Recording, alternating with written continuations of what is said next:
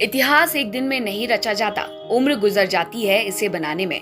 बस यहीं से इतिहास की शुरुआत होती है। कोई दिन के इन 24 घंटों की अहमियत समझते हुए इन्हें समझदारी से खर्च करता है तो कोई इन्हें बर्बाद कर देता है।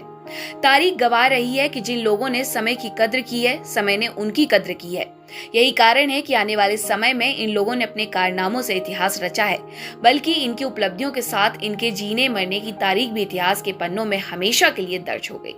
तो आइए आज हम आपको ऐसे ही चुनिंदा लोगों के बारे में बताने जा रहे हैं जिनके लिए 8 फरवरी सिर्फ एक तारीख नहीं बल्कि कभी न भूलने वाली एक कहानी है। गजल किंग ने खोली थी आंखें, चिट्ठी न कोई संदेश, जाने वो कौन सा देश जहां तुम चले गए। मशहूर गजल की ये पंक्तियां जैसे ही सुनाई पड़ती हैं, झट से हमारी जुबान पर जगजीत सिंह का नाम आ ही जाता है। वह भले ही आज दुनिया में हमारे बीच मौजूद ना हो, किंतु उनके गाए हुए नगमे आज भी लोगों की जुबां पर जिंदा है। 8 फरवरी का दिन इस लिहाज से भी खास हो जाता है क्योंकि इसी दिन जगजीत साहब ने दुनिया में अपनी आंखें खोली थी।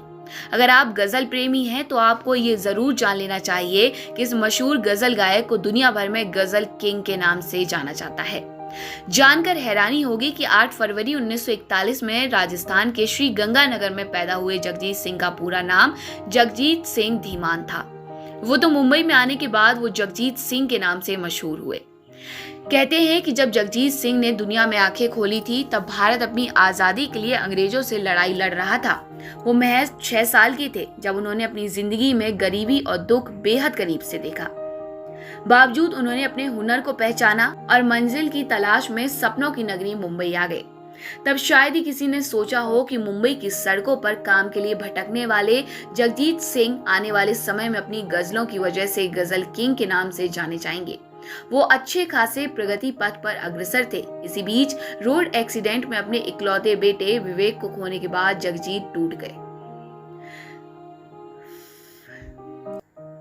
लग रहा था कि शायद अब वो कभी ना गा सकेंगे, लेकिन उन्होंने अपनी तकलीफों को भुलाकर अपनी गजलों को आवाज दी और लोगों के दिलों में अमिट छाप छोड़ी। लोग उनको सुनने के लिए आतुर रहते थे। कहते हैं कि दुनिया में हर आने वाले को जाना होता है। साल 2011 में 70 साल की उम्र में लंबी बीमारी के बाद जगजीत सिंह इस दुनिया को अलविदा कह गए।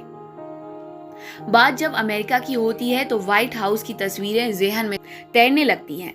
साथ ही अमेरिका जैसे आधुनिक देश की तरक्की पर चर्चा होने लगती है। लेकिन क्या आप जानते हैं कि अमेरिका एक दिन में ही तकनीकी सक्षम देश नहीं बना। अमेरिकी नागरिकों और वैज्ञानिकों की अथक मेहनत के कारण ही अमेरिका इतना मजबूत राष्ट्र बनकर उभरा। अपनी तरक्की के सफर में 8 फरवरी 1922 अमेरिका के लिए खास रही। असल में इसी दिन उसके व्हाइट हाउस में पहली बार रेडियो की आवाज गूंजी थी। इससे पहले अमेरिका के लिए रेडियो सिर्फ एक नाम था।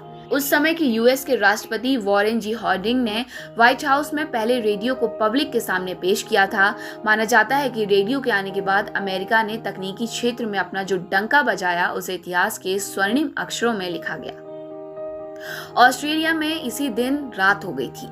दुनिया में इंसान कितना ही ताकतवर क्यों ना हो, लेकिन कुदरत की ताकत के आगे इंसान बेहद कमजोर नजर आता है। ऑस्ट्रेलिया को दुनिया के विकसित देशों में शुमार किया जाता है। यहाँ का एक शहर है मेलबर्न, जिसके बारे में कहा जाता है वो कभी नहीं सोता। साथ ही इसे ऑस्ट्रेलिया के दूसरे सबसे बड़े शहर होने का गौरव प्राप्त है। लेकिन क्या आपको 8 फरवरी 1983 का ये किस्सा पता है?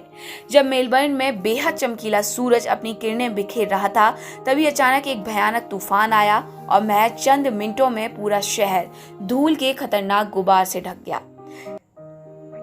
यही नहीं, इस धूल से निजात मिलने से शहर के लोगों को कई दिन लग गए थे। तारीख के पन्नों में इस दिन को संजो कर रख लिया गया, जिसे मेलबर्न डस्ट स्टॉर्म के नाम से जाना जाता है। वहाँ के लोगों को आज भी ये दिन काफी सताता है।